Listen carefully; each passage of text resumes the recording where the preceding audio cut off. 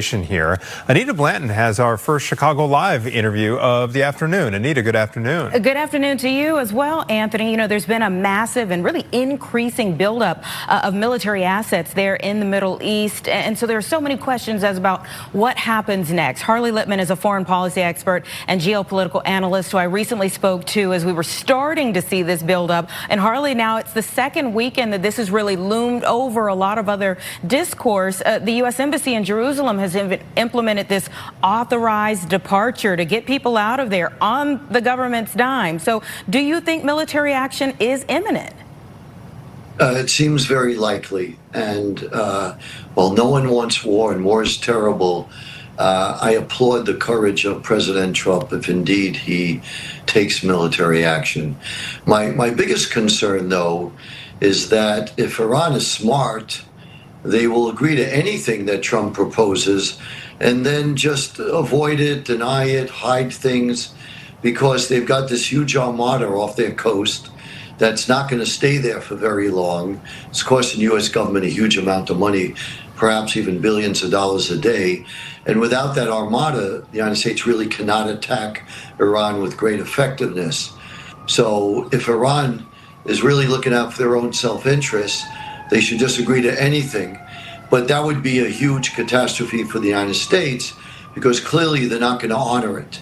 So I hope President Trump recognizes that Iran is trying to play Trump and they're just trying to kick the can down the road and not agree to anything meaningful that the United States needs for there to be peace in the region. When you say kick the can down the road, President Trump said in his State of the Union address this week that Iran hasn't said the secret words, that they will never have a nuclear program. They still have not said that. So let's talk about the demands here. They want, the U.S. wants for Iran to destroy the rest of their nuclear sites, deliver the remaining uranium that they have, and to commit to a forever deal. I opened Hard Rock Bet and knew that I still belong. I bet strong. Let's turn this off season on. Enrichment. But let me tell you what that means. So even if you enrich 4%, that gives Iran 70% of their path to a nuclear weapon. That's what people really have to understand.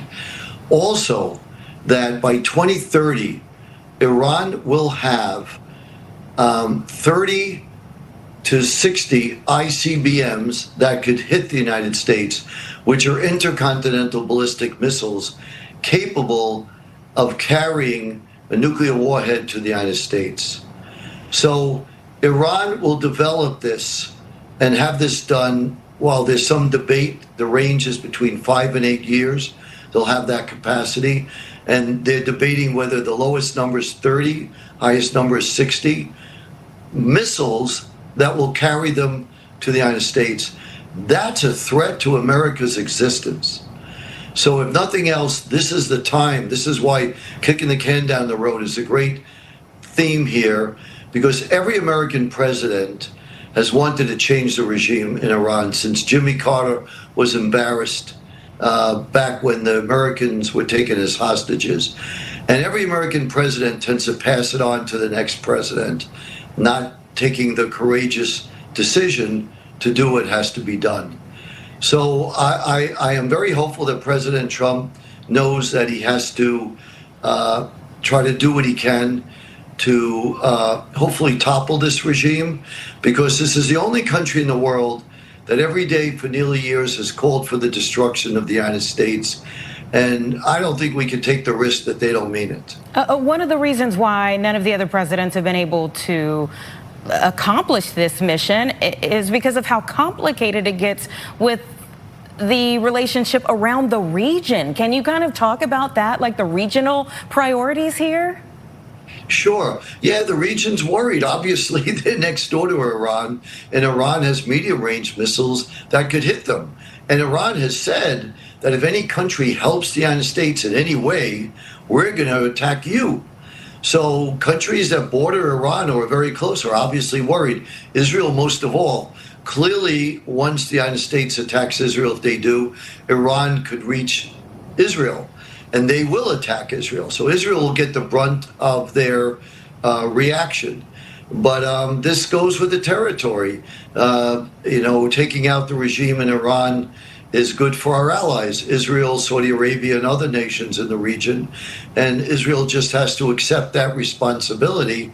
But this is going to be good for the long term, because if you look at all the wars in the Middle East in the last nearly 50 years, they've all been funded, fueled, and supported by Iran.